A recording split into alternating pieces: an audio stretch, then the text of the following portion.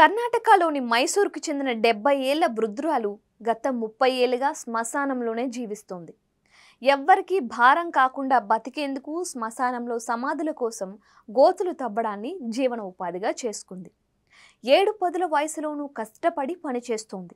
ఇప్పటి వరకు 5,000కు పైగా సమాధుల కోసం గోతులు తవ్విన నీలమ్మ కథ ఏంటో ఇప్పుడు లుక్కేద్దాం. సంతే సరగూర్ వాసి అయిన నీలమ్మకు మైసూర్కు చెందిన వ్యక్తితో 1975లో వివాహమైంది. ఆమె భర్త శ్మశాన వాటికలో సమాధులు తవ్వేవాడు. ఆయన అనారోగ్యంతో 2005లో మరణించాడు. అప్పటి నుంచి కుటుంబ బాధ్యత నీలమ్మపై పడింది. భర్త మరణాంతరం కుటుంబ పోషణ కోసం నీలమ్మ సమాధులు తవ్వడం ప్రారంభించింది. మైసూర్లోని విద్యారణ్యపురంలోని వీరశైవ రుద్రభూమిలో నివసిస్తోంది.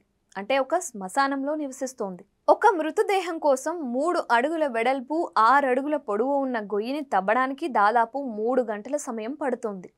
మొదట్లో నేను ఒక సమాధి తవ్వడానికి 150 రూపాయలు తీసుకునేదాన్ని. ఇప్పుడు 1,500 రూపాయలు వసూలు చేస్తున్నాను. ఎవరిని బలవంత పెట్టను. వారి ప్రేమతో ఎంత ఇస్తే అంతే తీసుకుంటాను అని చెప్పింది. బయట ఇల్లు అద్దెకు తీసుకునేంత డబ్బు తన దగ్గర లేదని నీలమ్మ తెలిపింది. అందుకే శ్మశాన వాటిక లోపలే ఒక చిన్న ఇంట్లో తన కుటుంబంతో కలిసి నివసిస్తున్నానని పేర్కొంది. శ్మశాన వాటిక దేవాలయం లాంటిది. ఇక్కడ దెయ్యాలు ఉన్నాయి అనుకోవడం అపోహే. వీరశైవ రుద్రభూమి శ్మశాన వాటిక దాదాపు 4 ఎకరాల విస్తీర్ణంలో ఉంది.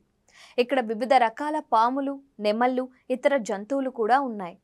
వాటితో నేను, నా కోడలు, మనవళ్ళు కలిసి జీవిస్తున్నాం అని చెప్పింది. నేను ఇప్పటి వరకు 5,000 మృతదేహాలకు సమాధులు తవ్వాను. నా వయసు 70 ఏళ్ళు. ఎవరు ఏమనుకున్నా పట్టించుకోను. నా జీవనోపాధి కోసం ఈ పని చేస్తున్నాను. నా కొడుకు, కోడలు, మనవళ్లతో నేను హాయిగా జీవిస్తున్నాను. నేను చనిపోయే వరకు ఈ పని చేస్తూనే ఉంటాను.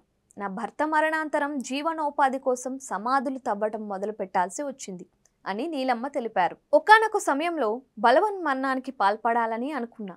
చనిపోవటం వల్ల ఏమీ రాదు అని నాకు అనిపించింది. నేను బతికి ఏదైనా సాధించాలి అని అనుకున్నాను.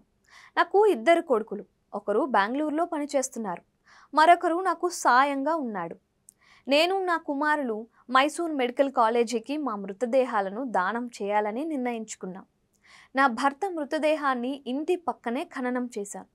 నేను నిద్ర లేవగానే ఆయన సమాధినే చూస్తాను. ఎవ్వరికీ భారం లేకుండా చనిపోవాలి అనేదే నా కోరిక అని నీలమ్మ తెలిపింది.